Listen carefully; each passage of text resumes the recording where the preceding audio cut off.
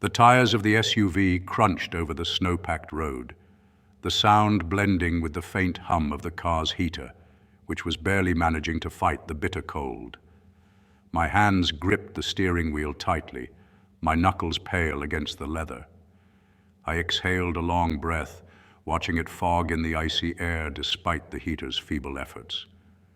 "I swear this hill gets steeper every year," I muttered, adjusting my grip as the SUV struggled to climb the winding path. Steeper? Or is it just your gut weighing you down?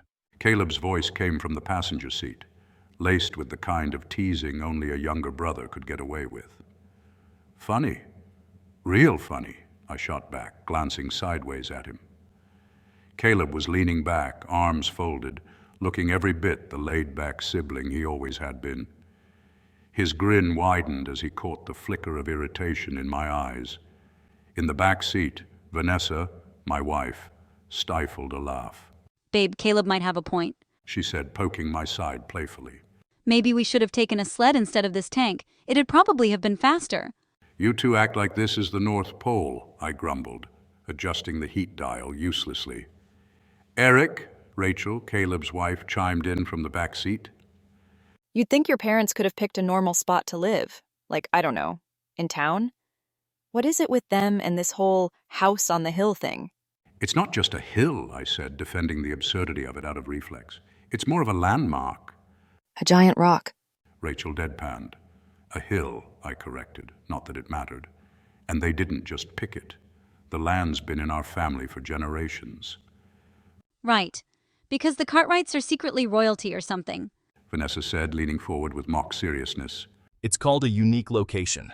Caleb interjected, clearly enjoying my futile attempts to justify our parents' decision. You'll appreciate it when you see the view. The road curved sharply, and suddenly the town came into view. From this height, it looked like a postcard scene, snow-covered rooftops, twinkling Christmas lights strung across porches, and narrow streets winding through the village like veins. The setting sun cast a soft orange glow over everything, making it all seem frozen in time. It hasn't changed at all, Caleb said, leaning closer to the window. His voice softened, a rare hint of nostalgia creeping in. Vanessa leaned over my shoulder to look. "It's like one of those Hallmark Christmas towns. I didn't even know places like this still existed." "Not much reason to change," I said, keeping my eyes on the road. "Most people don't move here, they leave. Only the old folks stick around." Rachel snorted. You two are so nostalgic. Next, you're going to tell us about the legend of the magical rock your house is sitting on. I glanced at Caleb, and we shared a knowing look. "You joke, but there actually is a story," I said, smirking. "Here we go." Vanessa sighed, already rolling her eyes. No, seriously. Caleb said, turning in his seat to face Rachel. The town calls it the Founder's Rock. Apparently, the first settlers thought it was sacred. They even built some kind of altar on top of it. An altar? Rachel asked, raising an eyebrow. "For rituals. Sacrifices," I added, only half joking. "You know, normal pioneer stuff." "Oh, lovely. And here I thought we were just coming for Christmas dinner," Vanessa said, her sarcasm as sharp as ever. We rounded the final bend, and there it was, our parents' house. It sat perched atop the hill, a grand and slightly intimidating structure with steeply pitched roofs and large bay windows that glimmered in the dim light. Snow clung to the eaves and roof tiles, giving it the appearance of a gingerbread house someone had forgotten to eat. "Well, here it is," I said, pulling into the driveway and cutting the engine. The car shuddered to a stop, steam rising faintly from the hood. I turned to Vanessa, a small, triumphant smile on my face. "Still think it's not worth the climb?" Vanessa shrugged. "Okay, fine, it's cute. In a creepy, isolated on top of a giant rock kind of way." As we stepped out into the cold, the wind hit like a slap, biting at any exposed skin. Our breaths turned into visible puffs of air as we unloaded the bags from the trunk. The hilltop was eerily quiet. No birds, no rustling of animals. Just the faint whistle of the wind and the crunch of snow beneath our boots. Why is it so quiet? Rachel asked, hugging her coat tighter around her. It's the hill. Caleb said, hoisting a duffel bag onto his shoulder. Sound doesn't travel up here the same way. Sure. That or the birds know better than to hang out around your creepy altar rock. I didn't bother responding, mostly because I didn't have a good answer. Instead, I motioned toward the house. Come on. Let's get inside before Mom freaks out and calls to make sure we didn't freeze to death. The door swung open before we even reached it. Mom stood there, beaming, her apron dusted with flour and her cheeks flushed from the warmth of the kitchen. There you are, she said, pulling me into a hug. We were starting to think you got lost on that hill. Hi, Mom, I said, returning her embrace. She smelled like cinnamon and fresh bread, a combination that immediately took me back to childhood. Caleb was next, receiving the same warm hug. You're late, Mom chided playfully. Blame Eric. He's the one who wouldn't let me drive. Behind her, Dad appeared in the doorway, his towering frame filling the space. His weathered face broke into a rare smile as he clapped Caleb and me on the shoulders. Finally decided to show up, huh? Thought you'd let the wives drive so you'd make it here faster. Vanessa and Rachel exchanged amused glances but didn't comment. Inside, the house was as warm and inviting as ever. The living room glowed with the light of a crackling fire, and the scent of roasting turkey filled the air. A tall Christmas tree stood proudly in the corner, its ornaments catching the firelight. For a moment, I could almost forget the strange quiet of the hilltop. Dinner was lively, filled with laughter and stories from the past year. It was the kind of perfect moment that makes you think nothing could go wrong. But as the evening wore on, I started to notice it. The hum. It was faint at first, barely noticeable beneath the chatter and the crackle of the fire. But once I heard it, I couldn't unhear it.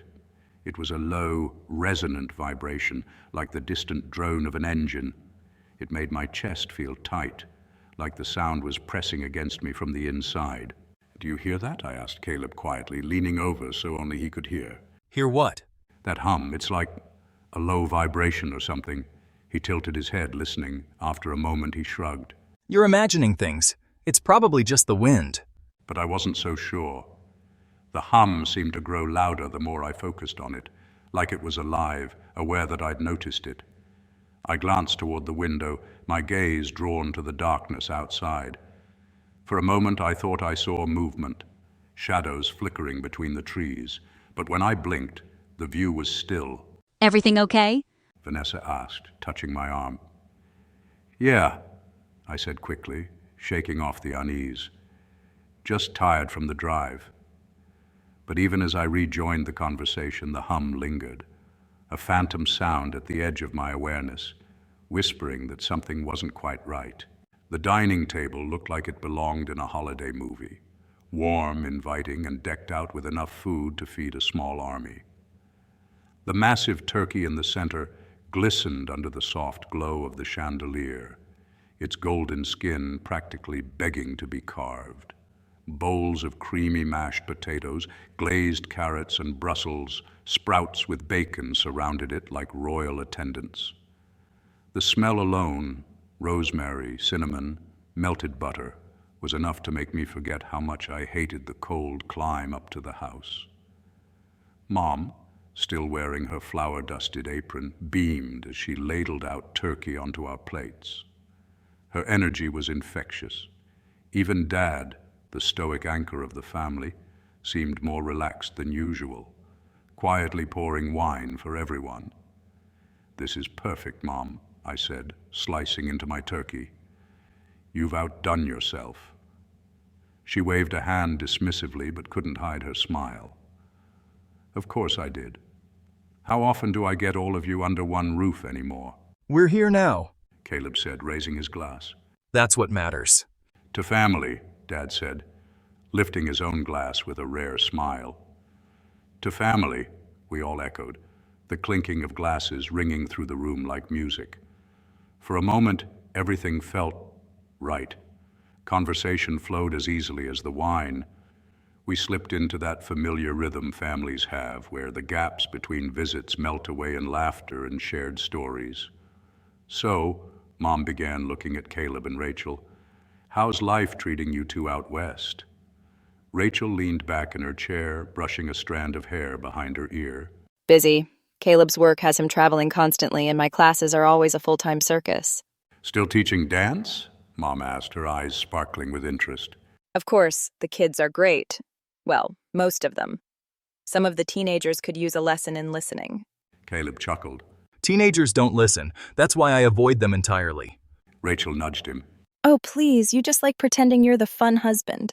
I am the fun husband. Caleb said, feigning offense. Sure you are. Vanessa chimed in from across the table. Eric doesn't have to pretend. "Oh, please," I said, shaking my head. "If I'm the fun one, you're the one keeping us out of trouble." That's true. Somebody has to. The table erupted into laughter, the kind of deep, genuine laughter that only comes in the company of family. For a moment, I let myself relax, leaning back in my chair and taking it all in.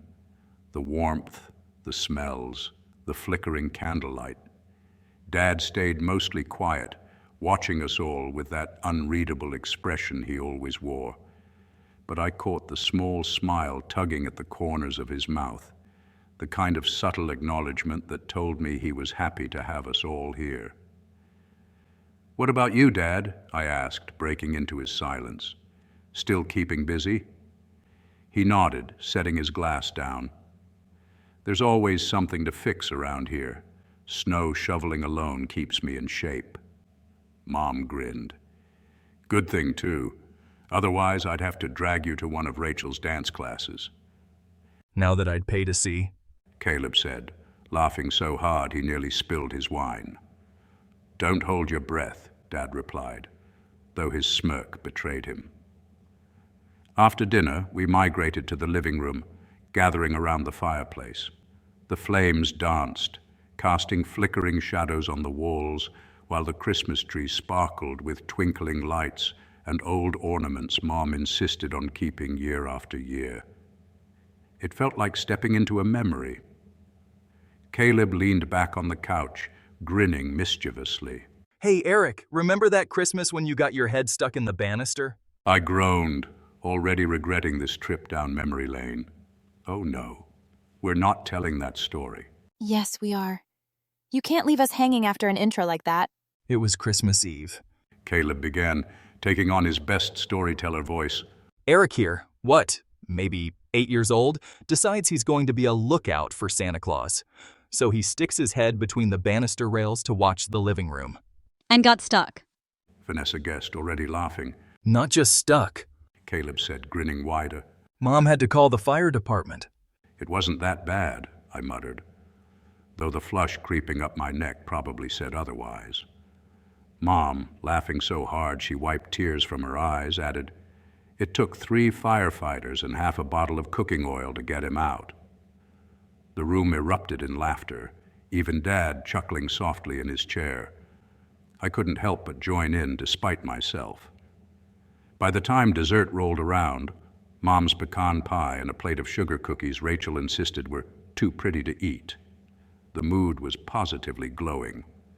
We exchanged small gifts around the tree, teasing and laughing as wrapping paper piled up around us.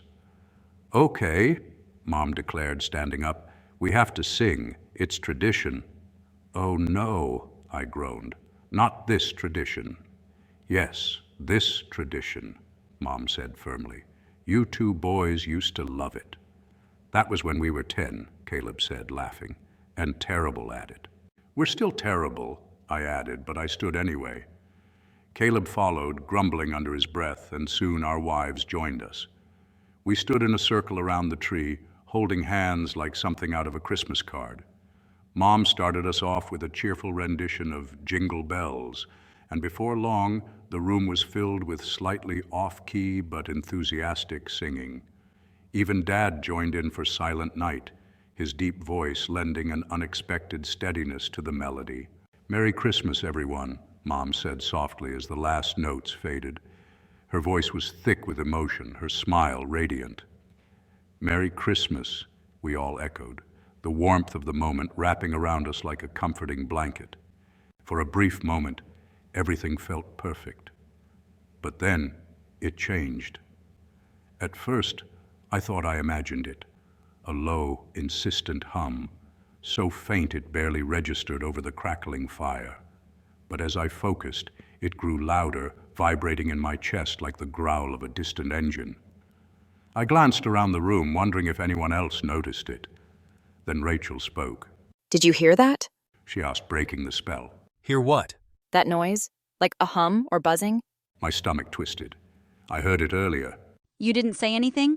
Vanessa asked, her tone sharp but laced with worry. I thought it was just me, I admitted. What are you all talking about? Mom asked, looking between us. It's probably nothing, Dad said, his calm voice cutting through the tension. The wind, maybe. This house makes all kinds of noises in the winter. But the hum grew louder, more invasive. It wasn't coming from the house. It was coming from outside. The lights flickered once, twice, then went out. The fire dimmed, its flames shrinking until they were little more than embers. In the sudden silence, the hum was deafening. What the hell is that? Caleb said, standing up. I moved to the window, my heart pounding. Outside, the town was dark, the faint glow of Christmas lights barely visible in the distance. But something was moving, shadows flitting between the trees, quick and erratic. What is it? Vanessa asked, her voice trembling. I turned back to her, my face pale. I don't know. The hum shifted, rising in pitch, sharper now, like it was crawling into my head. Mom collapsed to her knees, clutching her ears. Make it stop, she sobbed. Before anyone could react, a sudden violent pounding echoed from the front door. Don't open it. Rachel said immediately, her voice sharp with fear. Who would be out here? Caleb asked, moving toward the door. Wait, I said, grabbing his arm. Something's not right. The pounding grew more frantic, rattling the door on its hinges. From outside, a voice called, Help me, please. I hesitated. The voice sounded wrong, distorted, like it was coming through a broken speaker. Help me, the voice repeated, louder this time. The pounding stopped, replaced by a scraping sound like nails dragging down the wooden door. What the hell is going on? Vanessa whispered, clutching my arm. The hum was unbearable now, pressing against my skull. Mom was sobbing on the floor. Dad pulled her back as the sound of shattering glass ripped through the room. The first scream came a second later, and the nightmare began. The hum stopped. At first, none of us believed it. The sound had been so pervasive, so constant, that its absence felt unnatural, almost oppressive. The silence settled over the house like a thick blanket, suffocating in its weight. Is it gone? Rachel whispered, clutching Caleb's arm. I listened hard, straining my ears for even the faintest echo of that low, bone-deep vibration. But there was nothing. Just the creak of the house settling and the soft crackle of the fire. It stopped, I said finally, though the words felt heavy in my mouth, at least for now. For a long moment, we all just stood there, unsure of what to do. The relief was fragile, tentative, as if the hum might return at any second. But as the minutes ticked by and the silence held, the tension in the room began to ease. Maybe it's over. Vanessa said, her voice laced with cautious hope. She pulled her blanket tighter around her shoulders. Maybe it was just, I don't know, a fluke. Dad shook his head, his expression grim. That wasn't a fluke. Then what was it? Because if you know something, now's the time to tell us. Dad didn't answer. He just stared at the fire, his jaw set in a hard line. We decided to check the house, more to give ourselves something to do than out of any real expectation of finding answers. Caleb and I started with the first floor, while Vanessa and Rachel stayed in the living room with Mom, who was still shaking like a leaf. Dad stayed by the window, his eyes fixed on the dark expanse of the town below. The kitchen was untouched, save for the shattered window from earlier. Glass crunched underfoot as Caleb and I carefully stepped inside. The cold air streaming in from the broken pane made my skin prickle. Looks like they didn't get far. Caleb said, nodding toward the broken window. A dark smear of blood marred the sill, a chilling reminder of the attack we'd barely survived. I knelt to inspect the glass. Whoever it was, they were trying to get in bad. And now they're gone. Caleb said. He sounded more uneasy than relieved. The rest of the first floor was intact. The dining room was eerily pristine, the table still set with the remains of our Christmas feast. The sight of the half-eaten turkey and overturned wine glasses made my stomach churn. It felt wrong, like stepping into a picture frame of a memory that had already been destroyed. The last place to check was the basement. Caleb and I descended the creaking stairs, the flashlight beam cutting through the thick darkness. The air down there was colder, damper, with a faint metallic tang that I couldn't place. Think it's the furnace? Caleb asked, his voice low. Maybe, I said, though I wasn't convinced. Something about the air felt off, heavy. We searched every corner of the basement, from the old storage shelves crammed with dusty boxes to the ancient furnace that hadn't been used in years. But there was nothing unusual, no signs of intruders, no strange markings on the walls, no vibrations beneath our feet. It's just a basement. Let's get out of here, Caleb said finally, his breath fogging in the cold air. I didn't argue. When we returned to the living room, Dad was still at the window. His face was pale, his eyes wide with something that looked like fear or disbelief. Dad? I said, stepping closer. What is it? He didn't answer. He just pointed. I followed his gaze out the window and my breath caught in my throat. The town was on fire. From our vantage point on the hill, we could see everything. The streets below were a swirling mass of chaos, lit by the flickering orange glow of burning buildings. Explosions erupted in the distance, sending plumes of smoke billowing into the night sky. Cars careened wildly down the streets, their headlights cutting erratic paths through the darkness. And above it all, the screams, shrill, panicked, and unrelenting. What the hell? Caleb breathed, coming to stand beside me. People were running through the streets, their movements frantic and disjointed. Some were fighting, their silhouettes locked in brutal struggles illuminated by the flames. Others stumbled aimlessly, their arms flailing like marionettes controlled by unseen strings. It's like the whole town's gone insane. Doomsday. It looks like doomsday. I couldn't argue. The scene unfolding below was nothing short of apocalyptic. It was as if the town had been swallowed by hell itself, the hum replaced by an even greater chaos. We have to do something. There are people down there. There's nothing we can do, Dad interrupted, his tone cold and final. You saw what happened earlier. If we go down there, we'll end up just like them. But we can't just sit here. Caleb snapped. And what's your plan, huh? Dad shot back. Charge into the middle of that with a flashlight and a prayer? You think that'll help? Stop it. Mom's voice cut through their argument, trembling but firm. This isn't the time. Caleb looked like he wanted to argue, but he bit his tongue, his jaw tightening as he turned back to the window. As we watched, the chaos seemed to grow worse. More buildings went up in flames, their walls collapsing in showers of sparks. A group of people surrounded a car that had stalled in the middle of an intersection, dragging the driver out and beating him with horrifying precision. A woman in a torn coat screamed as she was pulled into the shadows by a mob. The hum might have stopped, but whatever it had triggered was far from over. This isn't random, Dad said suddenly, his voice low. What do you mean? I asked. He gestured to the town. Look at them. They're not just panicked, they're coordinated, like something's controlling them. That's insane. They're just scared. Caleb said, shaking his head. Are they? Dad asked, his eyes narrowing. Because I've seen scared people before, and this isn't it. I didn't want to admit it, but he was right. There was something deeply wrong about the way the townspeople were moving. The way they seemed to work together even as they tore each other apart. We need a plan. If this spreads, if they come up here, what do we do?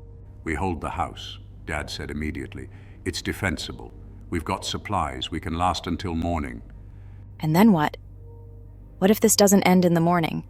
What if it just gets worse? No one had an answer. The fire crackled softly, the only sound in the room besides our shallow breathing. Finally, I spoke. We'll take it one step at a time. Tonight we stay here, we keep watch, and tomorrow we figure out what's next. As the night wore on, the chaos below showed no signs of stopping. We took turns at the window, keeping watch while the others tried and failed to get some rest. Every so often the screams would rise in pitch, a fresh explosion would light up the horizon, or a shadow would flit too close to the base of the hill.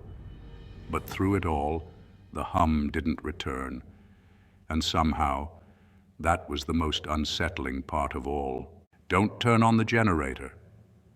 Dad's voice sliced through the room, startling us all into silence. Caleb, who'd been pacing near the fireplace, froze mid-step, his frustration twisting into disbelief. What do you mean, don't turn it on? Dad, we're freezing in here. We can't see anything. Caleb asked, his tone sharp. If you turn it on, they'll see us, Dad replied, his voice steady and grave. Who? Caleb shot back, gesturing toward the window. We're on top of a hill in the middle of nowhere. Who's going to see us? The ones the hum has already touched, Dad said, turning his gaze toward the window. They're out there. I've seen this before. The weight of his words pressed down on all of us. For a moment, the only sound was the crackle of the fire and the distant cacophony of screams, crashes, and explosions carried up the hill on the wind. Dad, what are you talking about? I asked, stepping closer to him. What do you mean you've seen this before? Dad looked at me, his face shadowed in the dim light. Because I have, he said simply. The silence in the room was deafening as we waited for him to continue. His gaze drifted to the fire, the flickering flames reflected in his eyes. Dad didn't answer right away. He moved to the window, peering out at the inferno below. The flames from the town cast eerie shadows across his face, making him look older, more weathered. The hum, he said finally, his tone heavy with something I couldn't quite place. It's not the first time I've heard it. What? Vanessa asked, clutching the blanket tighter around her shoulders. It was in the 90s, Dad said, still staring out the window. Your mom and I were living in New Mexico then, a small town, quiet and peaceful, kind of like this one. And then people started hearing it, a low, constant vibration. The Tao's hum. I frowned. The Tao's hum. You mean the conspiracy theory? It's not a theory, Dad said, turning to face us. His voice was sharp, his expression deadly serious. I was there. I heard it. He sat down heavily in his chair, the firelight flickering in his eyes. At first, it was just an annoyance, he said, his voice low. People complained about headaches, trouble sleeping. Some said they couldn't concentrate. But it was more than that. It got into your head, made you paranoid, angry. You'd snap at people for no reason, see things that weren't there, and then it got worse. How worse? Rachel asked, her voice barely above a whisper. Dad's jaw tightened. The ones who could hear it started losing control. They'd lash out at friends, family, strangers. It was like they were being possessed, driven by something they couldn't fight. People started disappearing, and when they were found... He paused, his hands gripping the arms of his chair. They weren't the same. Some of them were violent, like rabid animals. Others just stared, vacant, empty. Empty? Vanessa echoed, her voice trembling. Like their souls had been stripped out, Dad said. Whatever was left was barely human. What caused it? I asked, my stomach twisting. Dad sighed, running a hand through his hair. Nobody knew for sure. There were theories, military experiments, mind control, even aliens. Some people thought it was geological, something to do with the land, but nothing was ever proven. And you were there for all this? Caleb asked, his tone skeptical. I lived it, Dad said, meeting his gaze. I saw people I knew, friends, neighbors, tear each other apart. I saw them killing each other. Vanessa gasped, and Caleb muttered a curse under his breath. It wasn't random, Dad continued. The hum wasn't just a sound. It was a trigger. It made people turn on each other, and the more it spread, the worse it got. It was like the town was infected, and the hum was the virus. What happened to the town? I asked, though part of me already knew the answer. They wiped it off the map, Dad said bitterly. The government called it a gas explosion, but it wasn't an explosion. It was a massacre. They killed everyone who was left. Jesus, Caleb muttered. I barely got out, Dad said, his voice quieter now. Your mom and I were visiting friends in Taos when it started. We left before it got too bad, but I've never forgotten it. And when I heard the hum again tonight, he trailed off, his gaze distant. The weight of Dad's story pressed down on all of us. For a long moment, no one spoke. Outside, the sounds of chaos continued, screams, shattering glass, the faint rumble of distant explosions. The fire crackled softly in the hearth, casting flickering shadows across the room. I moved to the window, careful not to get too close, and peered out into the darkness. From the hilltop, the town below was hidden, but the faint glow of reflected firelight painted the sky a dull orange. Plumes of smoke twisted upward, illuminated by sporadic flashes of light that might have been explosions or something worse. What's happening down there? Vanessa asked, her voice trembling. I don't know, I admitted, but whatever it is, it's bad. we need to get out of here. We can't just sit in this house and wait for it to reach us. We can't leave, Dad snapped, his tone sharp and commanding. Not yet, Why not? Caleb demanded, throwing his hands up. What are we waiting for? For them to come up here and tear us apart? If we leave now, we'll run straight into the middle of it, Dad said. The house is defensible. If we're quiet, if we stay in the dark, we can ride this out. Ride it out? Caleb repeated, his disbelief turning into anger. Did you not just tell us that everyone in Taos got wiped out? You think we're going to be the exception? Stop it! Mom's voice cut through the argument, trembling but firm. This isn't helping. Caleb turned to me, his expression tense. You can't seriously think staying here is the best idea. I hesitated. I don't know, Caleb. The town is chaos. We don't know what's out there. And we don't know how much worse it's going to get. Every second we stay here, we're gambling. You think we're safe out there? I countered. You heard Dad. If the hum's affecting people the way it did in Taos, the second we leave this house, we're targets. And staying here makes us sitting ducks. We have a car. We have a way out. What happens if they come up here? What's the plan then, huh? Enough! Dad barked, silencing both of us. He glared at Caleb, then at me. This isn't a damn democracy. We stay put. That's final. Caleb muttered something under his breath and stalked to the other side of the room, his fists clenched. After a tense silence, he spoke again, his voice quieter but still sharp. Why didn't it affect us? What? I asked, caught off guard. The hum. Caleb said, gesturing toward the window. It's tearing everyone else apart, but we're fine. Why? We're not fine. Vanessa whispered, her voice trembling. I still feel it even now, like it's pressing against my head. It's not about feeling it. It's about why we're still here, still us. What makes us different? Dad leaned forward, his eyes dark. We don't know that it hasn't affected us. Maybe it has, just not in the same way. That's comforting. So what? We're just waiting for it to kick in? For one of us to lose it and turn on the rest? Stop, Mum said sharply, her voice trembling. Don't say things like that. Dad raised a hand, silencing the argument. Speculation isn't going to help us right now.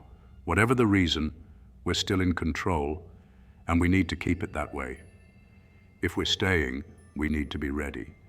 This house is defensible, but only if we're armed and prepared to fight. What do you mean? I asked. The guns, Dad said firmly. They're locked in the cabinet in the basement. If we're going to defend this house, We need them. Finally, some sense. But how do we get there? You think they're just going to let us waltz around the house and grab them? They haven't breached the house yet, Dad replied, his voice calm but urgent. But that doesn't mean they won't. We stick together, stay quiet, and move fast. They're out there, I said, nodding toward the window. Shadows darted across the yard, flickering in and out of view, as if circling the house. They're waiting.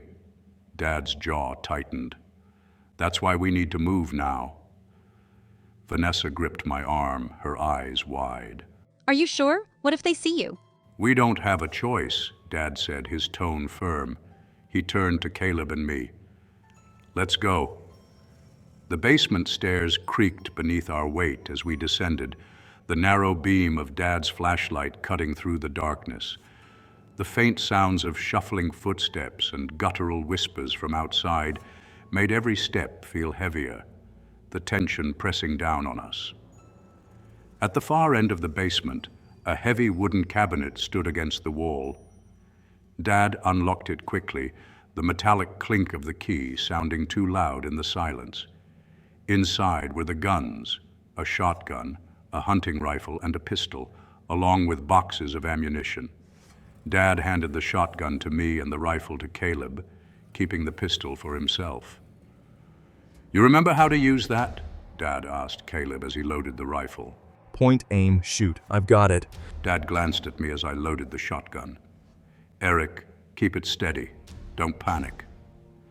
I nodded, gripping the weapon tightly. The weight of it felt oddly comforting, a tangible sense of control against the chaos outside. We've got this, Dad said, his voice steady. Now let's get back upstairs before they make their move. Back upstairs, the house felt colder, the air heavy with tension. We moved quickly to reinforce every vulnerable point. The couch was shoved against the front door, chairs were stacked against the broken kitchen window, and every curtain was drawn tight. The fire in the hearth burned low, casting flickering shadows that seemed to stretch and shift across the room. They're circling the house, Caleb said, glancing through the gap in the curtains. I can see them. Stay focused, Dad said, double-checking his pistol. They're testing us. Mom sat by the fire, clutching a wrench Dad had given her. Vanessa and Rachel carried knives from the kitchen, their hands trembling but their expressions determined. Everyone knows what to do? Dad asked, his voice calm but firm. We all nodded, though the fear in the room was palpable. Then the first sound came. A faint tapping at the windows like nails scratching against the glass. It was deliberate, testing. They're looking for a way in, I whispered. The tapping stopped. A beat of silence hung in the air before a loud bang shattered it, a heavy blow against the front door, followed by another. They're here, Dad said, raising the pistol. The banging on the front door grew more frantic, shaking the frame on its hinges. From the kitchen came the sound of shattering glass as something heavy smashed through the window. They're in the kitchen, Caleb shouted, raising the rifle. Hold your ground, Dad barked. Don't waste ammo. I moved to the hallway, the shotgun raised and ready. Shadows flickered in the dim light, darting through the broken kitchen window. The first figure appeared, a man, or what was left of him. His face was twisted and pale, his movements jerky and unnatural. He let out a guttural scream as he lunged toward us. I fired, the shotgun's blast deafening in the enclosed space. The figure crumpled to the floor, but more were behind him. Caleb fired next, the rifle's crack splitting the air as another attacker fell. They just keep coming, Caleb shouted, reloading. From the front door came a loud crash as the attackers breached the barricade. Two figures charged into the living room, their distorted faces lit by the low firelight. Dad fired the pistol, dropping one, while Caleb took out the other. They're setting fire to the house. Vanessa screamed, pointing toward the window. Through the cracks in the curtains, I could see flames licking up the side of the house, the orange glow casting an eerie light across the yard. They're trying to smoke us out, Dad said grimly. We need to hold them back long enough to make a plan. The heat from the growing fire seeped into the room, the smoke stinging my eyes and throat. The attackers showed no signs of stopping, their relentless assault driving us back toward the stairs. "We can't hold them here," I shouted, firing at another figure. "We'll burn alive." Dad nodded, his face grim. "We'll retreat to the second floor. Use the high ground to our advantage." We moved as a unit, retreating up the stairs while firing at anything that moved.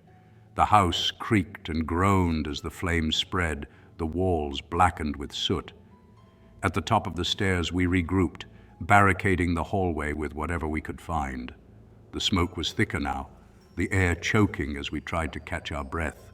This isn't going to hold. We need to get out of here. Dad's expression was hard. "We'll wait for an opening. When the fire forces them back, we make a run for the car." Do you think we'll make it? Vanessa asked, her voice trembling. "We have to," Dad said. "There's no other choice." The smoke was everywhere, thick, acrid, and choking. It poured into the upper floor, making it impossible to breathe. The fire was alive, crackling and roaring as it consumed the house, its glow seeping through the walls like an unstoppable force. Crouching near the window, I coughed hard, my lungs screaming for air. Beside me, Vanessa clung to my arm, her eyes red from smoke and terror. We have to get out. Caleb rasped, wiping soot from his face. The house is going to collapse. Dad stood at the top of the stairs, his pistol in hand. His face was set like stone, his gaze fixed on the fire below. "We stick to the plan," he said, his voice firm despite the chaos. "We move together, and we don't stop until we're in the car." The fire's too fast. Rachel whimpered, holding on to Mom. They're everywhere outside. "They won't stop," Dad said grimly. "And neither will we. Eric, Caleb, you lead. Keep the guns ready. Vanessa, Rachel, stay close to them. I'll cover the rear." "No," I said, shaking my head. "You can't stay back there alone." "It's not up for debate," Dad snapped. "You follow my lead, or none of us are getting out of here." We moved down the stairs as a unit, the heat from the flames searing our skin even at a distance. The air was suffocating, every breath feeling like inhaling fire. The once familiar living room was unrecognizable, engulfed in smoke and shadows. Through the haze, figures moved, twisted silhouettes that lurked at the edges of the flames, their guttural growls mixing with the crackle of burning wood. They were inside. They're blocking the door. Caleb whispered, his voice tight with fear. "Then we'll make them move," Dad growled. One of the attackers stepped into view, a man, or what was left of him. His face was distorted, his eyes wide and bloodshot, his mouth twisted into a grotesque grin. He lunged toward us, his movements erratic and unnatural. Caleb fired the rifle, the sharp crack of the shot deafening in the confined space. The figure crumpled to the ground, but two more took his place, their screams piercing the air. "Keep moving!" Dad shouted, firing his pistol. The gunshot echoed through the house, dropping another attacker. We pushed forward, stepping over bodies and broken furniture, the heat growing unbearable. The kitchen was worse. Flames licked at the walls and the air shimmered with heat. The broken window gaped like a dark void, the attackers pressing against it in a frenzy. "They're setting the house on fire to smoke us out," Dad said, his voice grim. "We don't have much time." One of the attackers burst through the window, his hands clawing at the counter. I fired the shotgun, the recoil slamming into my shoulder as the figure collapsed.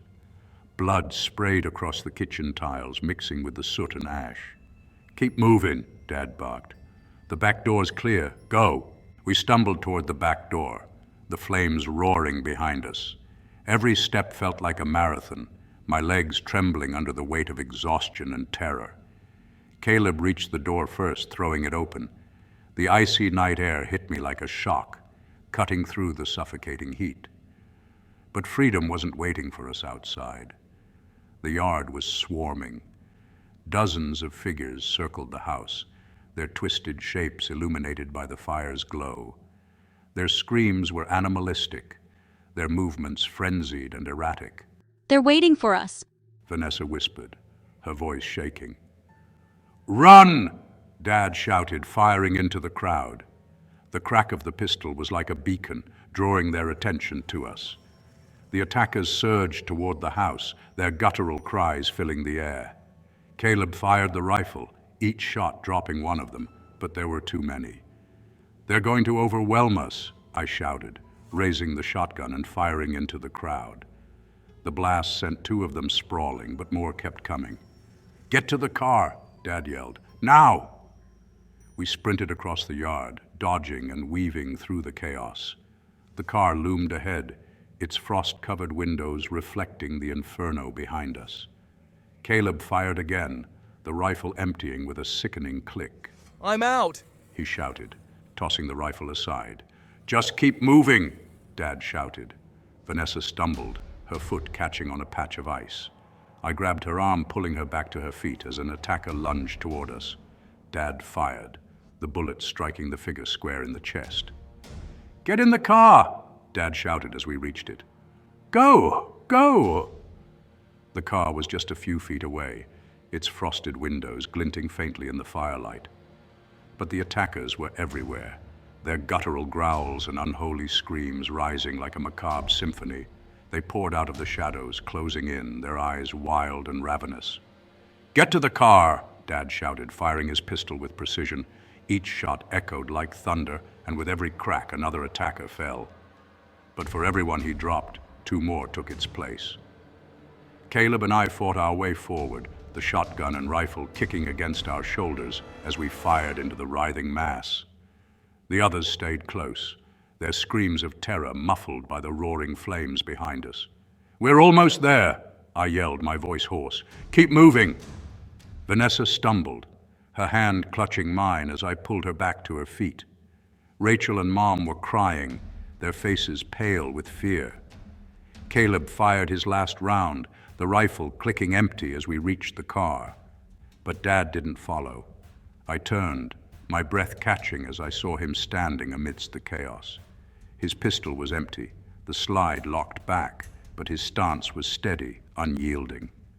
I'm out of ammo, he shouted, turning to face me.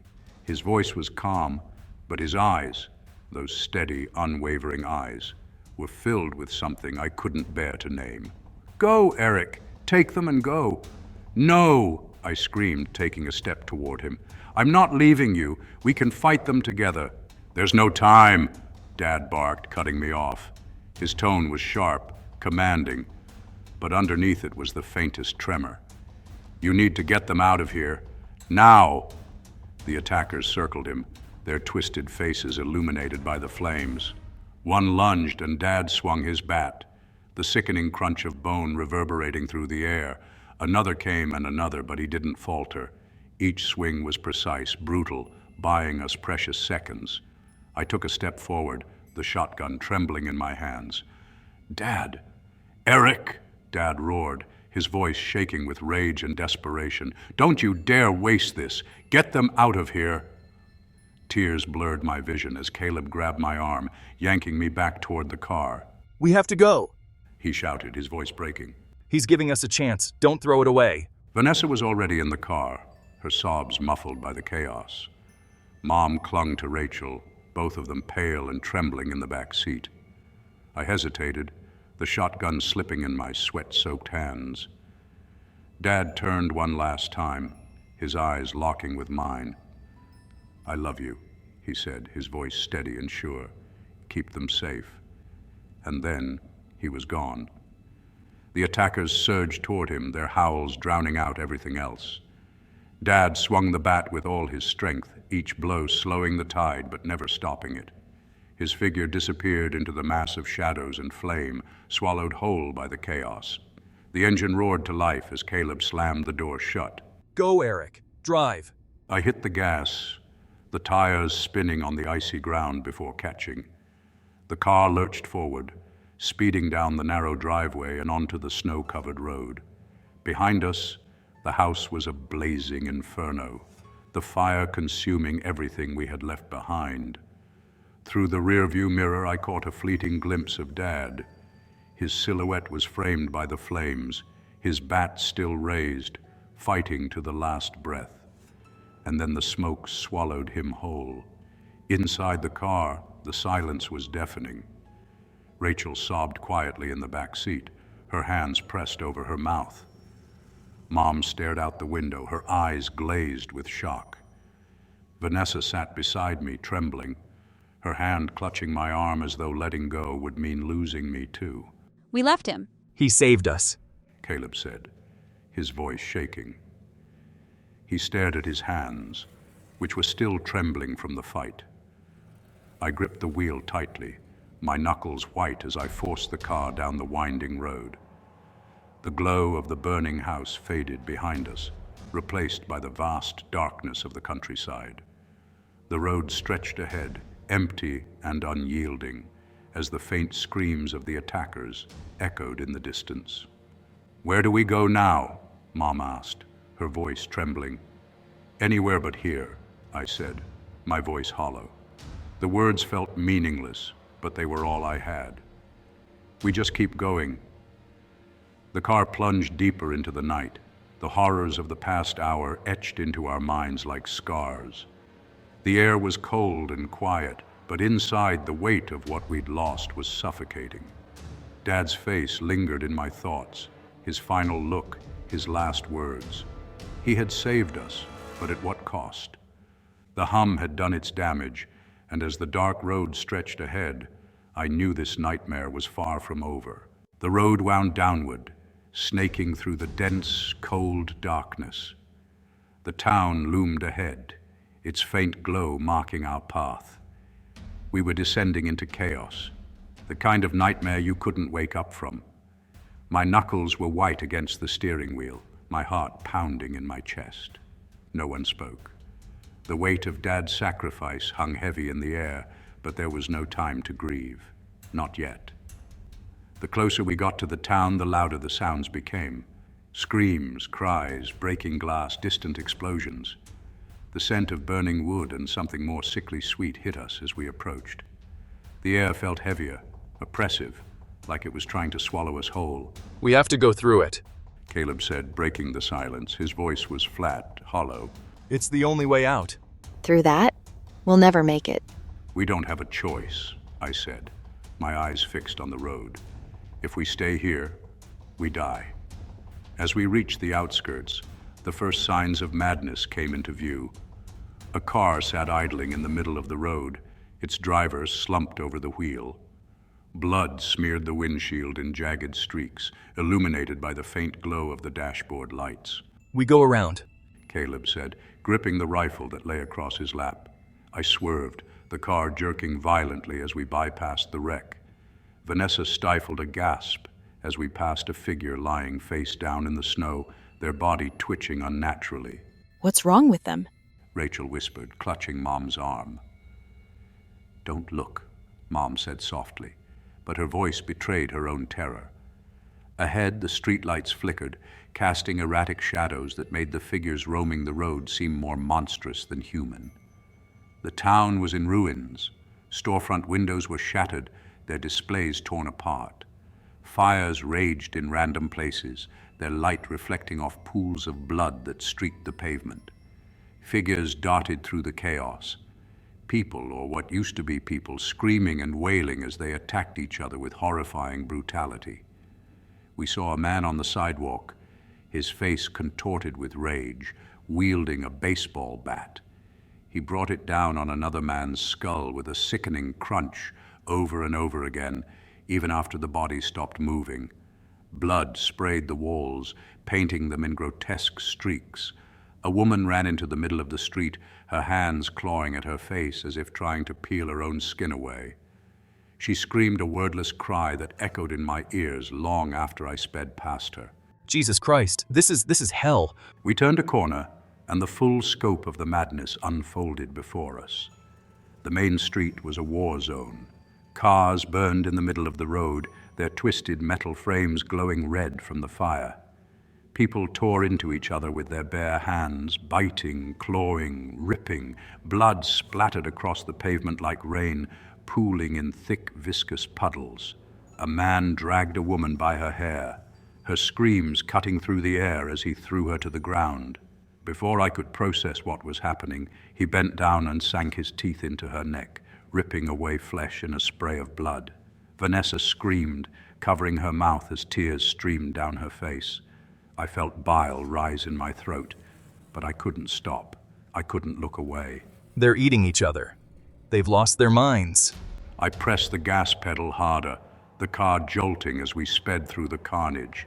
Figures turned toward us, their bloodied faces twisting with primal rage as they screamed and began chasing the car.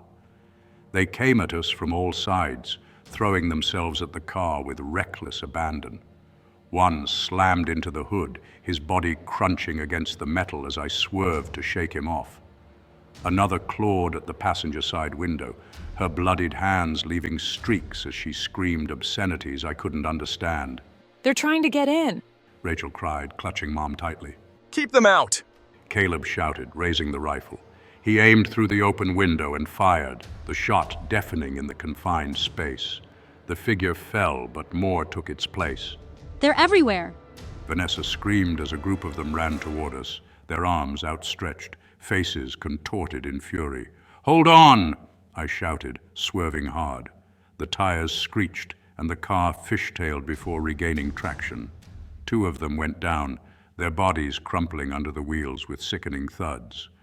Ahead, the center of town rose like a surreal monument to chaos and despair. The buildings loomed tall, their windows shattered, their walls streaked with soot and blood. Fires raged on the rooftops, casting flickering shadows that danced across the jagged edges of the destruction. But it wasn't the buildings that caught my breath. It was the people, hundreds of them. They were perched on the ledges, clinging to the broken windows like grotesque gargoyles. Their faces were pale and contorted, blood smeared across their mouths and hands. Their screams were a maddening cacophony, a mix of rage and agony that reverberated through the streets. As we approached, they began to move one by one, hurling themselves from the buildings with no regard for their own lives. Jesus Christ. Caleb breathed, gripping the rifle so tightly his knuckles turned white.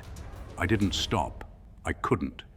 The first one hit the hood with a sickening thud, his body crumpling on impact. Blood sprayed across the windshield, streaking the glass in jagged lines. Vanessa screamed, her hands flying to her face as the car jolted beneath us. They're jumping. They're jumping onto the car. Another body slammed onto the roof with a deafening bang, the metal denting inward. Then another, and another.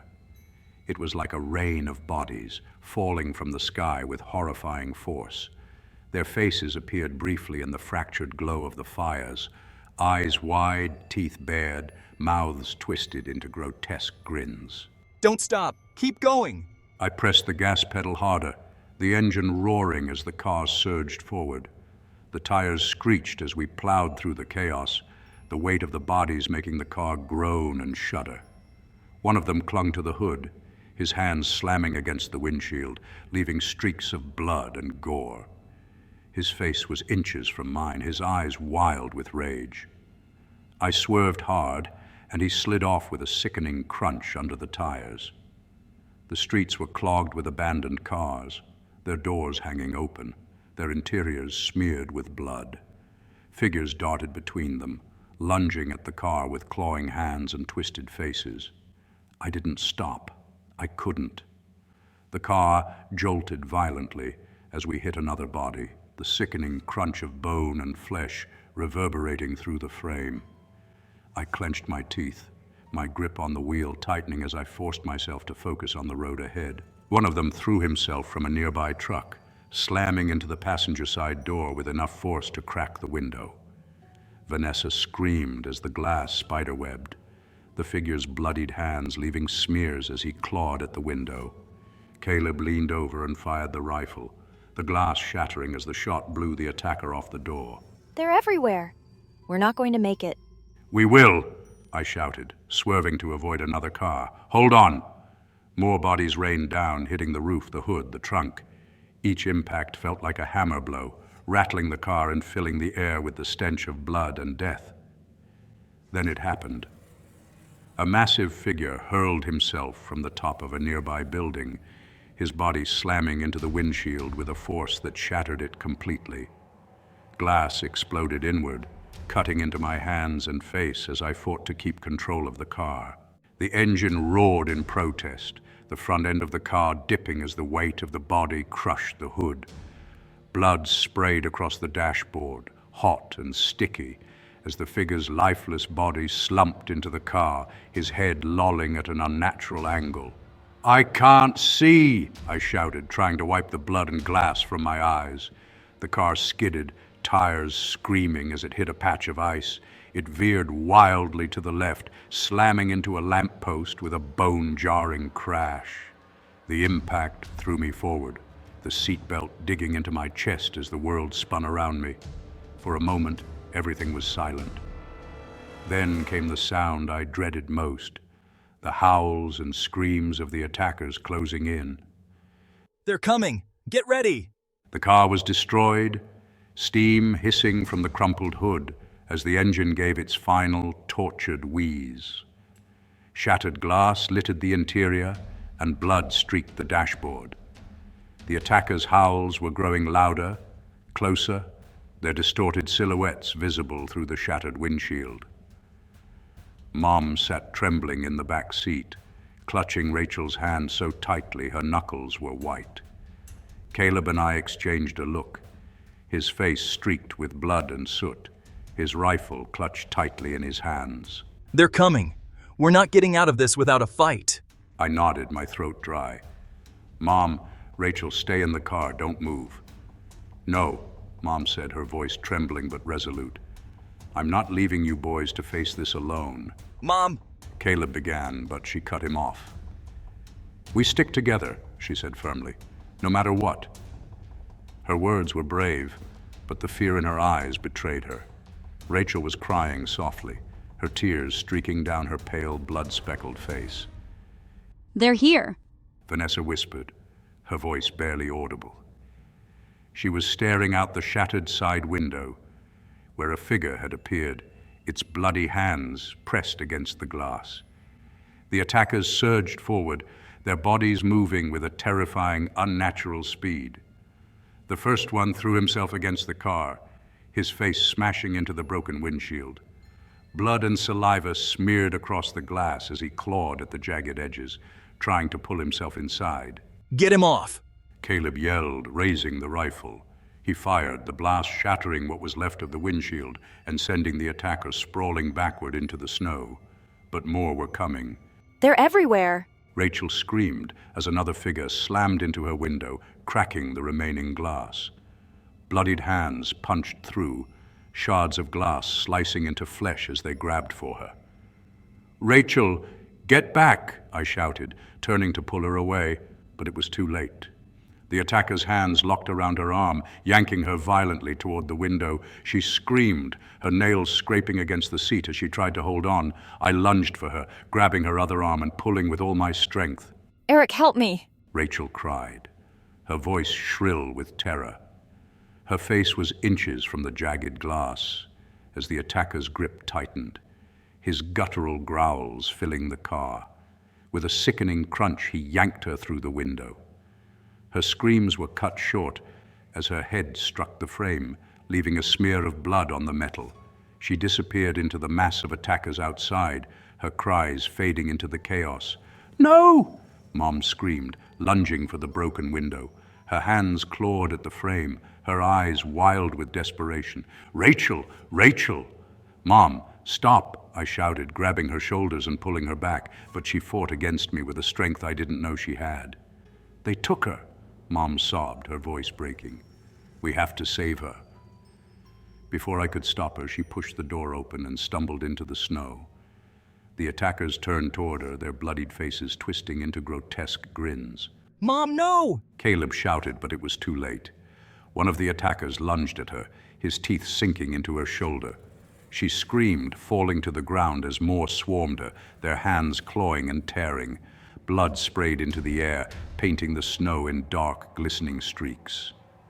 I froze, my mind unable to process what I was seeing. Caleb fired the rifle, taking down one of the attackers, but there were too many. Mom's screams faded, replaced by the wet, sickening sounds of flesh tearing and bones breaking. Eric, Caleb yelled, his voice snapping me out of my stupor. we have to move. We climbed out of the car, guns raised, and opened fire. Each shot echoed in the cold night air, dropping attackers one by one. Blood splattered across the snow, staining it red, but they kept coming. They don't stop. Caleb shouted, reloading the rifle with shaking hands. I fired the shotgun, the recoil slamming into my shoulder as another figure fell.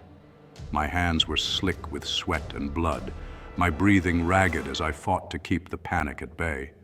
Vanessa stayed close, clutching a knife she'd grabbed from the car. Her face was pale, her eyes wide with terror, but she stood her ground. One of the attackers lunged at her, his bloodied hands reaching for her throat. She screamed, slashing wildly with the knife. The blade caught his face, cutting a deep gash that sprayed blood across the snow.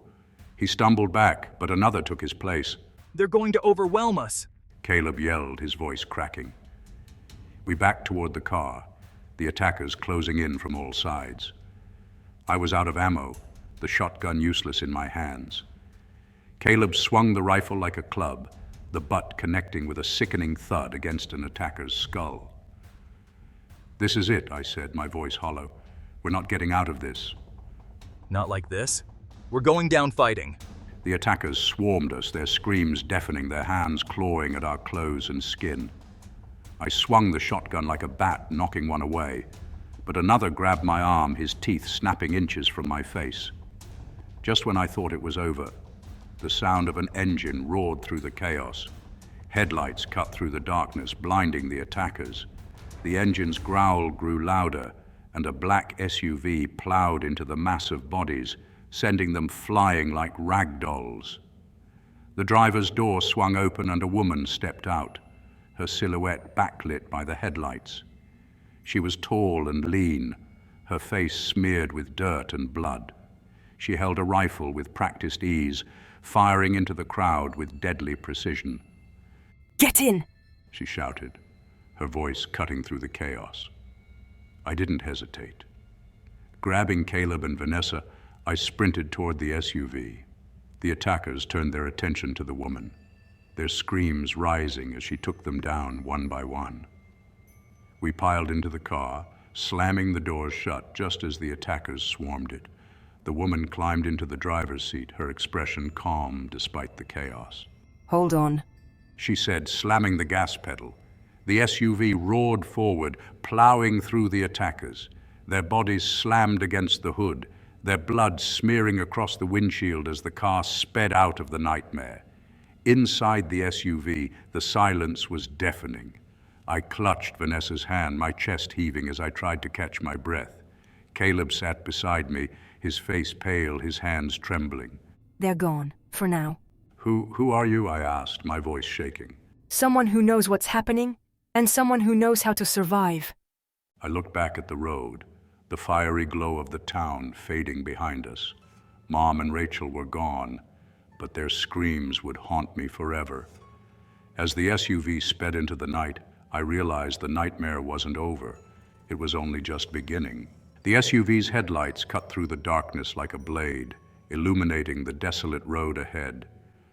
The fiery glow of the town had disappeared behind us, but the echoes of screams and chaos lingered in the air, haunting us even in silence. Vanessa sat beside me, clutching my arm, her face pale and streaked with tears. Caleb was in the back, his hands trembling as he reloaded the rifle. None of us spoke. The weight of what had just happened pressed down on us like a suffocating blanket. The woman driving was focused, her knuckles white against the steering wheel. Her face was hardened, streaked with soot and dried blood, her eyes sharp with a mix of determination and something deeper, knowledge, maybe even fear. She pulled over in front of a crumbling, abandoned building. Its facade was blackened with soot, its windows shattered. The eerie quiet surrounding it was unnerving, like the calm before another storm. "Out," she said, her voice sharp and commanding. What are we doing here? Caleb asked, his voice raw. "You want to survive, don't you?" she shot back, already stepping out of the car. Follow me. We followed her into the building, stepping carefully over debris and broken glass. The air inside was cold and damp, heavy with the smell of mildew and decay. She led us through a dimly lit hallway, her boots crunching against the rubble-strewn floor. She stopped at a room that looked like it had once been an office. A table in the center was cluttered with maps, notebooks, and a scattering of weapons and ammunition. She gestured toward the pile. Take what you can carry. You're going to need it. Caleb didn't hesitate, grabbing a shotgun and stuffing spare shells into his pockets. I picked up another rifle, the weight familiar in my hands now, and Vanessa grabbed a small pistol, her hands trembling as she checked the magazine. "Who are you?" I finally asked, breaking the tense silence. "Why are you helping us?" She looked at me, her expression unreadable. My name is Catherine. Let's just say I've been following this for a long time. I knew this was going to happen.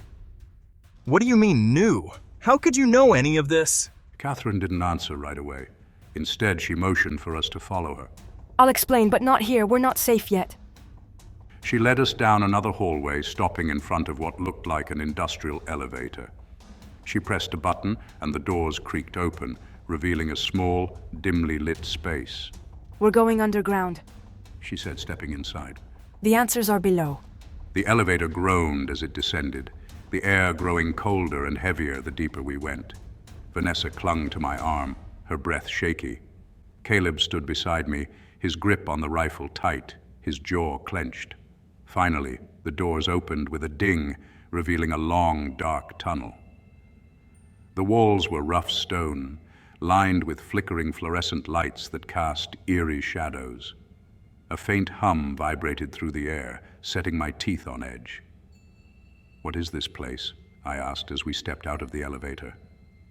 It used to be a military facility, a bunker long abandoned, but it's safe, at least for now. She led us deeper into the tunnel, stopping at a metal door.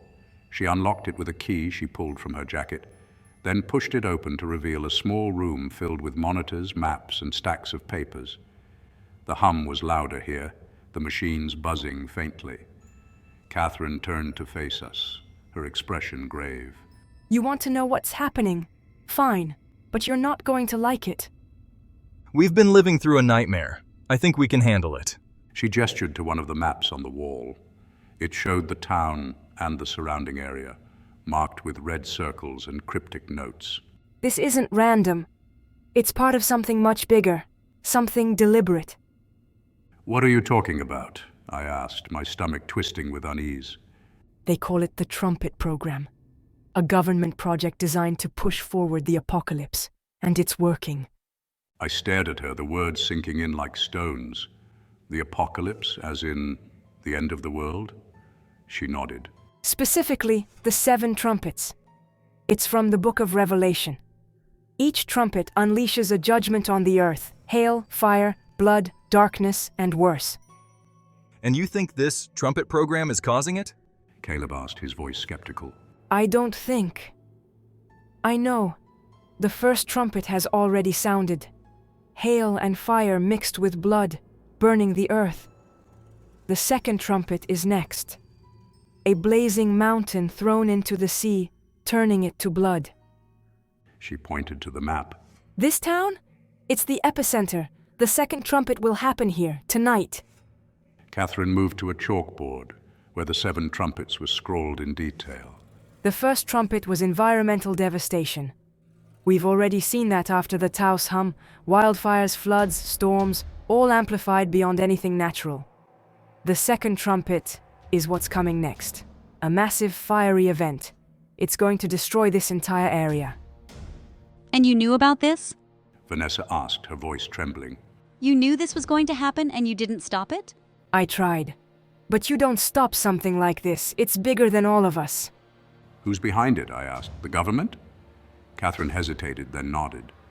At least part of it. But it's more than that. This program was designed to test humanity, to see how far we could be pushed before we break. But it's out of control now. Why this town? Caleb asked, stepping closer to the map. Why here? The location. The proximity to underground fault lines, the electromagnetic anomalies. It's perfect for triggering the second trumpet. They've calculated everything. Time, space, even the human response. They wanted chaos, and they've got it. So what do we do? I asked, my voice shaking. How do we stop it? Catherine shook her head. You don't. You survive. The second trumpet is going to happen and there's nothing we can do to stop it. Our only option is to get as far away from here as possible. Catherine's eyes flicked toward the monitors, her jaw tight. There's something I don't understand. How did you survive the hum? How are you not like the others? Her question hung in the air, pulling the weight of every horrifying moment we'd lived through back into sharp focus. I glanced at Caleb, his face pale and drawn, then at Vanessa, who was clutching my arm as if letting go would mean falling into the abyss. We don't know, I said, my voice shaky. Maybe it's because we live on the hill, the distance, the rock. It must have dampened the effect. Catherine's eyes narrowed, calculating. The hill? The rock? She turned away, muttering something under her breath. Caleb, his usual bravado replaced by the hollow edge of exhaustion, barked a bitter laugh. Yeah, sure. The magical hill saved us. Makes sense, right? Nothing else about this nightmare does. Catherine spun back around, her gaze sharp. This isn't about magic. It's science. What are you talking about? Vanessa asked, her voice trembling. Catherine stepped closer, her eyes locking onto mine. The hum isn't just noise. It's a frequency, one designed to break people, to scramble their minds and push them to the edge of insanity. I've seen it before. It's devastating. And you're telling me you survived it by chance? Her skepticism was palpable, but I stood firm. We don't have another explanation. Catherine's gaze flicked back to the monitors, her fingers tapping a rhythm against the table. It's not chance, she said finally. That hill of yours, what kind of rock is it made of? What does that matter? Caleb asked, his tone edged with frustration. It matters because the hum didn't just hit this town. It's the entire state, maybe further, and you're telling me you're the only ones who escaped its effects without protection.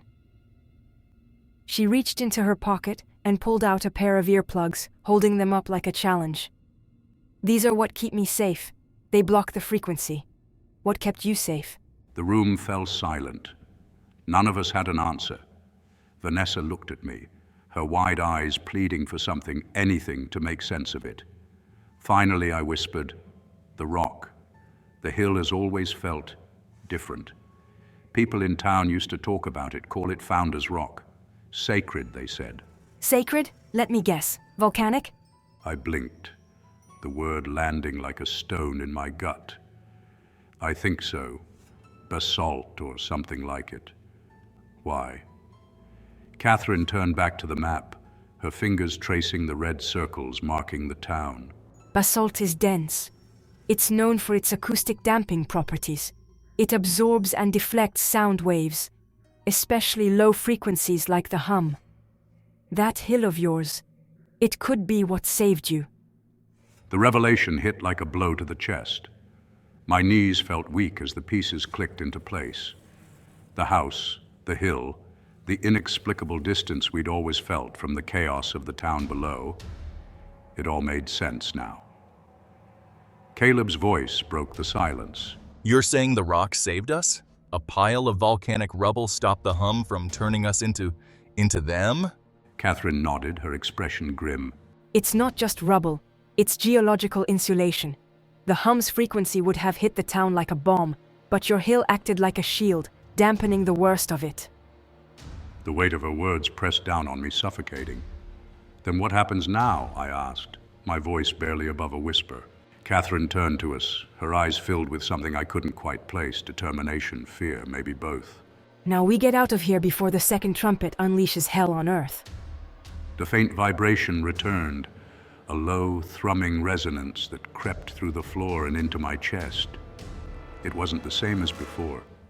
It wasn't deafening, but it was enough to make my teeth ache and my hands tremble. Catherine froze, her head snapping toward the monitors.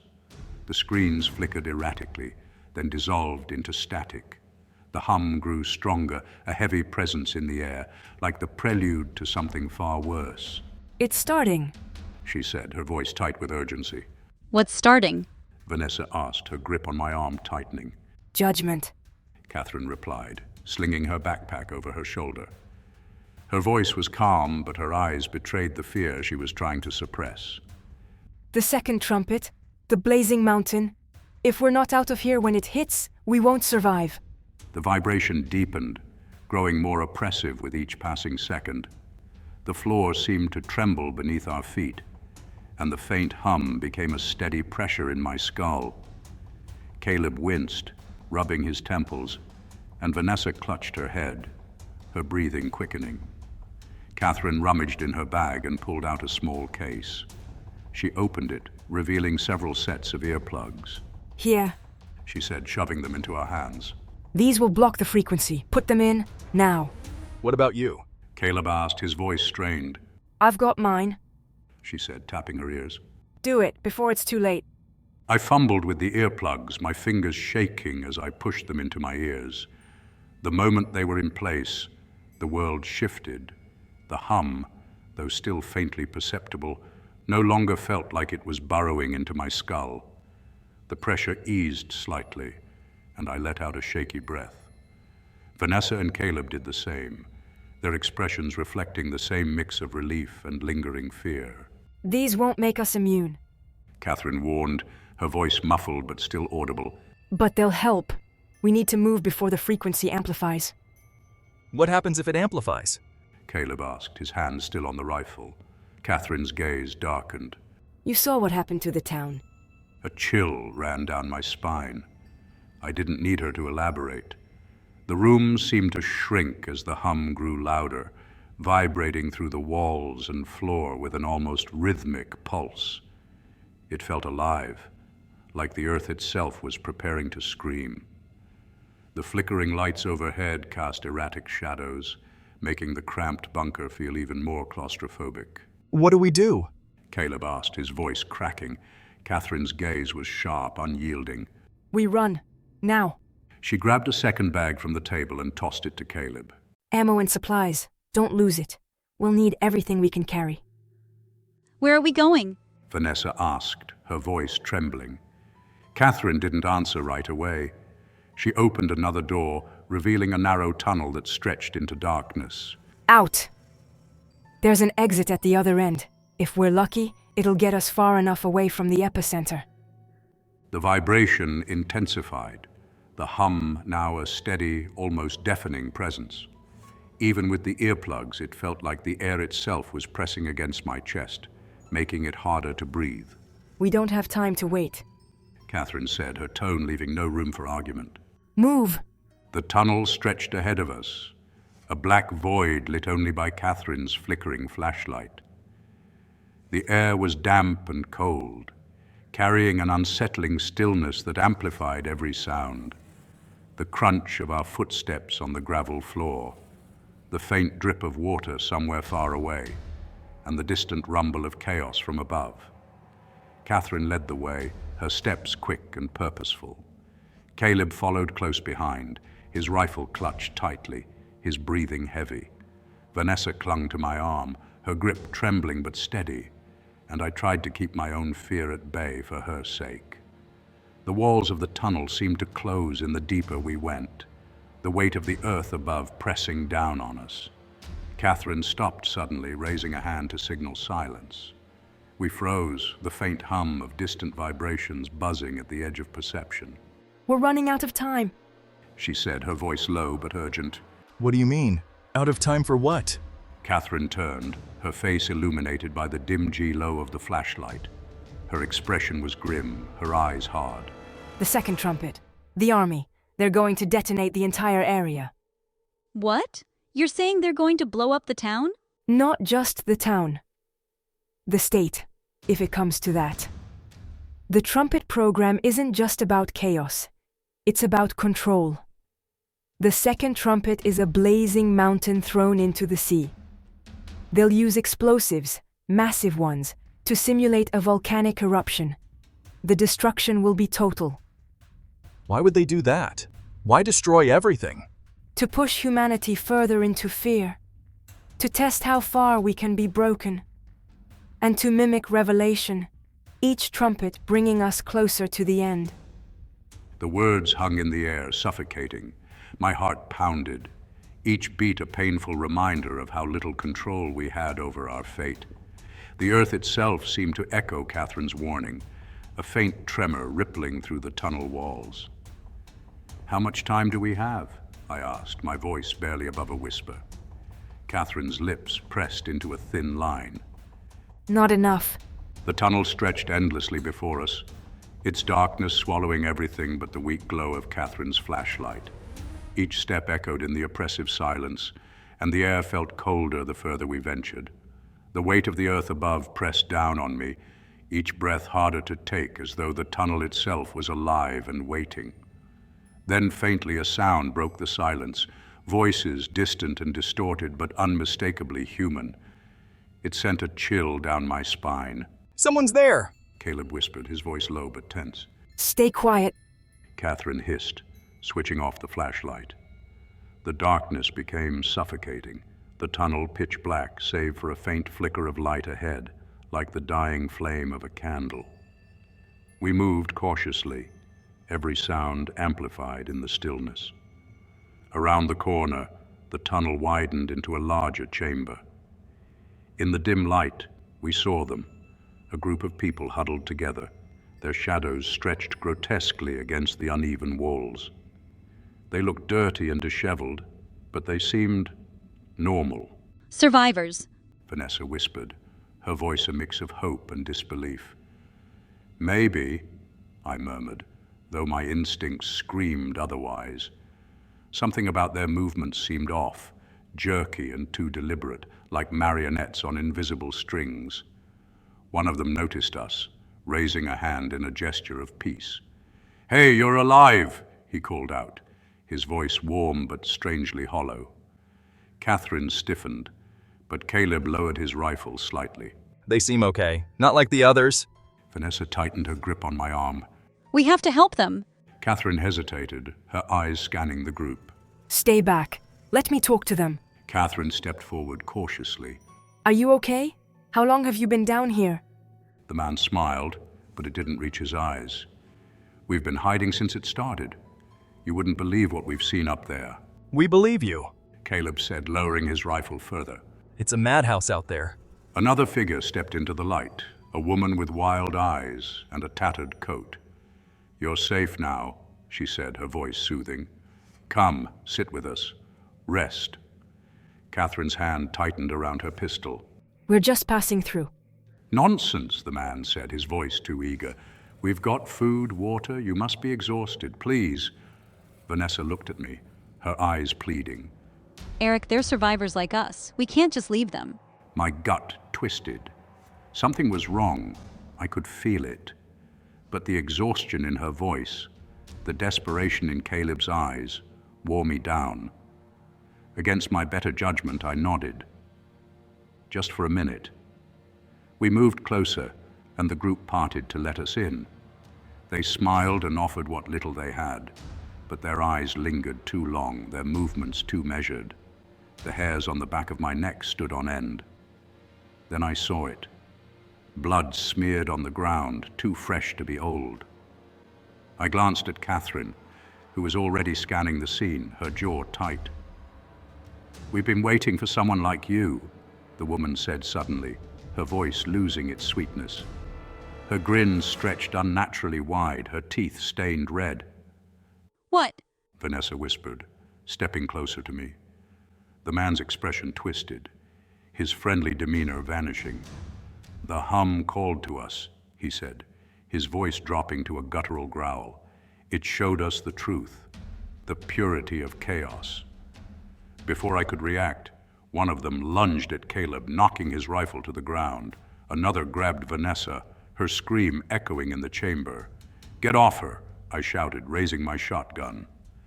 The blast lit up the room, sending one of them sprawling, but more came from the shadows, their twisted faces lit by the muzzle flash. The chamber descended into chaos. The survivors, or whatever they had become, attacked with feral intensity, their screams animalistic and blood-chilling. Caleb wrestled with one of them, punching and kicking as they clawed at his face. Catherine fired methodically, each shot precise, but the attackers kept coming. Vanessa clung to me, her knife shaking in her hand. Eric, She cried as one of them grabbed her arm. I turned and fired, the shotgun blast tearing through the attacker, but another replaced them almost instantly. They're everywhere. Caleb shouted, slamming the butt of his rifle into a man's skull. Blood sprayed, but the attacker didn't stop, clawing at him with broken, bleeding fingers. Catherine was backed against the wall, her pistol empty. She swung it like a club, knocking one of them to the ground before retreating toward us. We need to move now. I turned to grab Vanessa, but one of them was already on her, dragging her away. She screamed, slashing with her knife, but the attacker's strength was overwhelming. "Vanessa!" I roared, charging forward. I tackled the figure, slamming them into the ground, but not before they sank a jagged piece of metal into her side. Vanessa stumbled, her hand clutching her stomach. Blood seeped through her fingers, staining her shirt. Eric, She whispered, her voice weak. I caught her as she fell, lowering her gently to the ground. "No," I said, my voice trembling. "You're going to be okay. Just hold on." Her eyes met mine, tears streaming down her face. I'm sorry, I couldn't. "Don't," I pleaded, pressing my hands against her wound. "You're going to make it. Stay with me." Her breathing slowed, her eyes fluttering shut. I love you. She whispered, her voice faint, and then she was gone. Eric, we have to go. Caleb shouted, his voice breaking. I looked up, my vision blurred by tears. Catherine was firing into the crowd, her face a mask of determination. The attackers were closing in, their screams filling the chamber. Get up. Catherine yelled, grabbing my arm. We can't stay here. Caleb pulled me to my feet, dragging me away from Vanessa's lifeless body. My legs felt like lead, but I stumbled forward, following them as we fled deeper into the tunnel.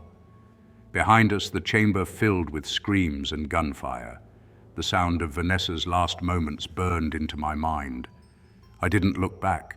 The tunnel trembled beneath our feet as we ran, the air thick with dust and the echoes of our pounding steps. Caleb pulled me forward, his grip firm despite the weight of Vanessa's loss bearing down on us like a tidal wave. Catherine led the way, her flashlight bobbing in the suffocating darkness, her urgency palpable. The ground beneath us heaved violently, sending us stumbling against the damp stone walls. From somewhere above, a low rumble grew, deep and resonant, shaking the very earth. This is it. The second trumpet is happening. What does that even mean? Caleb yelled, his voice cracking with frustration and fear. It means we're out of time. Catherine snapped, her tone sharp as the tunnel convulsed again. If we don't get out of here now, we'll be buried alive. Or worse. The tunnel sloped upward, leading us to a rusted metal door. Catherine shoved it open, the hinges groaning in protest. We emerged into the open air, gasping as the scene before us unfurled like a vision of hell itself. The sky was a fiery red, churning with thick black smoke that blotted out the stars. The town below was engulfed in flames, buildings collapsing like fragile sandcastles as explosions rippled through the landscape.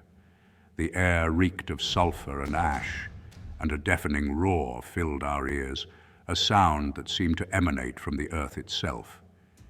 Then we saw it. On the horizon, rising from the sea, was the blazing mountain. A massive, fiery eruption surged upward, molten rock and ash spewing into the sky. The sea churned violently beneath it, waves crashing against the shore with unnatural force. Oh my God. Caleb whispered, his voice trembling. The fiery mass collapsed into the water with a thunderous explosion. The sea turned crimson, its surface boiling as steam rose in massive clouds, obscuring the horizon. The shockwave hit us moments later, a force so powerful it knocked us to the ground. I struggled to my feet, my ears ringing and my chest heaving as I tried to comprehend the scale of what we were witnessing. The sea was turning to blood, its once blue expanse now a churning crimson horror. Dead fish floated to the surface in grotesque clusters, their lifeless eyes reflecting the fiery glow of the sky. Ships, cargo vessels, fishing boats, even a distant tanker were swallowed by the waves, their wreckage bobbing like driftwood in the chaos. Catherine stood motionless, her face illuminated by the fiery glow. "A third of the sea, destroyed," she murmured, almost to herself, "just like the prophecy." This can't be real. Caleb said, his voice cracking as he stared at the devastation. This can't be happening. It is real. Catherine said, her voice steady despite the horror in her eyes. This is the second trumpet. The blazing mountain continued its descent into the sea, sending plumes of steam and ash skyward.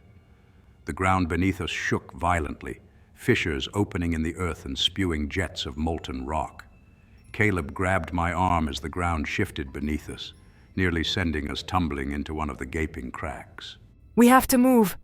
Catherine shouted, pulling us back toward higher ground. The destruction will spread inland. This is only the beginning. We scrambled up a rocky slope, the heat of the burning sea below searing our skin. The roar of the fiery mountain and the crashing waves was deafening, drowning out our panicked breaths. Every step felt like a battle, the earth trembling beneath us, threatening to collapse at any moment. From the peak of the slope, we could see the full extent of the devastation. The sea stretched out before us, a bloody wasteland littered with the carcasses of sea creatures and the wreckage of ships. The shoreline was unrecognizable, transformed into a jagged, smoldering hellscape. Then came the screams. They rose from the town below, faint but unmistakable, a cacophony of human suffering that sent chills down my spine. The fires in the town had spread, consuming everything in their path. People ran through the streets, their silhouettes distorted by the flames, some collapsing as the toxic air claimed them. They're dying. Caleb said, his voice barely audible. They were always going to die. Catherine said, her tone hard. The second trumpet isn't about survival, it's about annihilation. I clenched my fists, anger boiling inside me. How can you be so calm? People are dying. We can't just stand here. There's nothing we can do. We'd only die with them. The ground heaved violently again, and Catherine grabbed my arm, pulling me back from the edge of the slope. We have to keep moving. The detonations aren't over. They'll finish this place.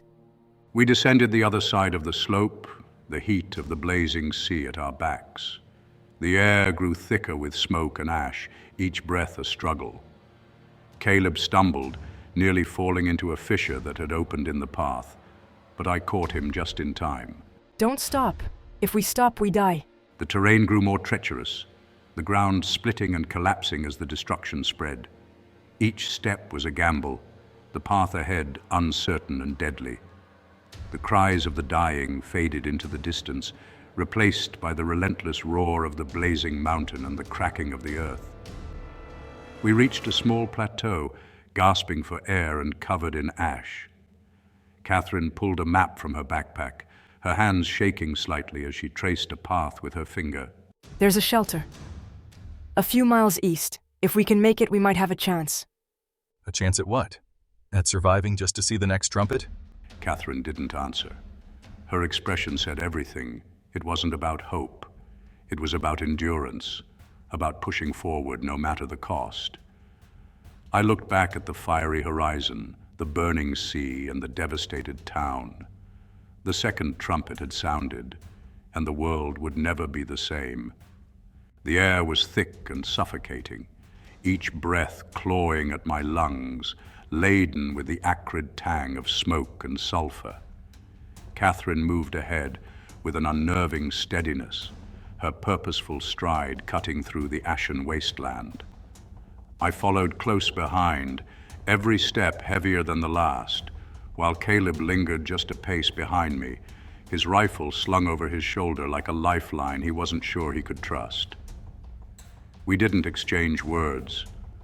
what was left to say. The weight of it all, Vanessa's death, the annihilation of nearly my entire family, and the unspeakable destruction we had borne witness to, pressed down on us, a relentless, suffocating shroud that threatened to crush what little resolve we had left. I can see the sky clearing a little. Caleb muttered, his voice tinged with weary hope. Maybe we're past the worst of it. Don't get comfortable. We're not safe yet. I glanced at her, her calm composure a stark contrast to the chaos we had endured. She seemed untouched by the despair that clung to the rest of us, as if she had already accepted a truth we couldn't yet comprehend. The landscape shifted as we moved further from the destroyed town. The fires dimmed, the ground steadied, and the air cooled, though it still carried the acrid tang of burning earth. Caleb picked up his pace, stepping beside me. Do you think we'll find shelter soon? He asked, his voice low. I don't know, I said, my gaze fixed on Catherine's back. She hasn't said much. She's got answers. I just don't know if I want to hear them. Ahead, Catherine stopped abruptly, her head tilted as if listening to something we couldn't hear. This is far enough, She said finally, her voice calm but resolute. What do you mean, far enough? Caleb asked, frowning. She turned slowly, her expression unreadable. We won't be going any further. What are you talking about? I asked, a knot forming in my stomach. Catherine's gaze locked onto mine, her eyes colder than I'd ever seen them. You've seen enough. More than anyone else was ever supposed to. Enough of what? What the hell are you saying? Her lips curled into a faint smile, one that sent a shiver down my spine. The third trumpet is beginning. As if summoned by her words, the sky darkened, the clouds swirling violently. A low, resonant hum vibrated through the ground, different from the one we had heard before. It was deeper, more primal, and it filled the air with an unbearable tension. What's happening? Caleb asked, panic creeping into his voice. Catherine didn't answer. Instead, she reached into her coat and pulled out a knife, long, curved, and gleaming in the dim light. Hey! Caleb shouted, stepping back, his hands instinctively going to his rifle. What the hell are you doing? Before I could react, Catherine moved. She was fast, inhumanly fast. The knife plunged into Caleb's chest with a sickening sound, the force of the blow knocking him to the ground. Caleb! I screamed, rushing to him as blood spilled from the wound. His eyes were wide with shock, his mouth opening and closing as if trying to speak. I pressed my hands against his chest, desperate to stop the bleeding, but it was no use. Why? I demanded, my voice breaking. Why would you do this? Catherine stood over us, the knife still dripping with Caleb's blood. Her expression was calm, almost serene. Because this was always meant to happen. What are you talking about? I shouted, my grief quickly turning to rage. He was trying to survive, just like the rest of us. He wasn't supposed to survive. None of you were. The hum grew louder, the sky above us splitting open with a sound like 1,000 bells tolling at once. It's happening. Catherine said, her gaze fixed on the sky. The third trumpet. I stared at her, my mind reeling. You knew this would happen? You've known all along. Of course. I am the second angel. I sounded the trumpet that brought the blazing mountain. And now, the third trumpet has come to finish what was started. I shook my head, the words refusing to settle in my mind. No, you're lying. You're just a person, a survivor like us. She laughed softly, a sound devoid of warmth. Do I seem like a survivor to you? Did you never question how I knew so much? How I found you in the chaos? How I kept you alive through it all? You helped us, I said, my voice trembling. You saved us. I let you survive. She corrected, her voice sharp. Catherine stood before me, her silhouette framed by the fiery chaos. She didn't look human anymore, her movements too graceful, her eyes shimmering with an otherworldly light. The knife she had used on Caleb was still in her hand, blood dripping rhythmically onto the scorched earth. You've done enough, I spat, my voice raw with grief and rage. Why not end me now? She tilted her head, her expression almost curious. Because, Eric, your role isn't over yet. A deafening roar split the sky, and we both turned toward the source. Above us, the heavens churned violently as wormwood descended, a blazing star trailing fire and destruction. It crashed into the distant sea with an earth-shattering force, the impact sending waves of molten water crashing onto the land. Steam hissed and rose like ghosts escaping their graves, and the world seemed to hold its breath. Behold the third trumpet. Wormwood has fallen. The waters are poisoned, and death will follow. I couldn't tear my eyes away. The sea, once vast and endless, now boiled and churned, its surface transforming into a writhing mass of red. Dead sea creatures floated in grotesque clumps, their decaying forms illuminated by the fiery glow. The shoreline was littered with the wreckage of ships, their twisted metal husks groaning as the waves claimed them. "Why?" I asked, my voice barely audible. "Why destroy everything?" Because humanity brought this upon itself. Every sin, every corruption, every act of defiance, they led us here. The trumpets are not mere punishments. They are the fulfillment of what was always meant to be. Her words burned like acid in my mind. "You're saying this apocalypse was inevitable?" She nodded, her expression unreadable, yet her words cut like a blade. You've seen it. You've felt it. The hum, the fire, the blood. It wasn't chaos. It was purpose. Every moment, every horror, all part of the design. The trumpets are rising, their notes echoing louder, each one more catastrophic than the last. And now, chilling and final, the final symphony begins. I stared at her, my hands trembling. Then why let me live? Why drag me through this hell just to kill everyone I care about? Catherine's lips curled into a faint smile. Because you were an anomaly. Your survival was not part of the plan. But when the hill shielded you from the hum, you became something else. A witness. A witness? I repeated, my voice shaking. To what? To the end. Every story needs someone to remember it. Every judgment needs someone to see it through. I clenched my fists, the weight of her words crushing me. You're a monster. No. I am an angel. I am the second trumpet. And now I bring the third. The knife gleamed in her hand, and I realized then that there was no escaping this.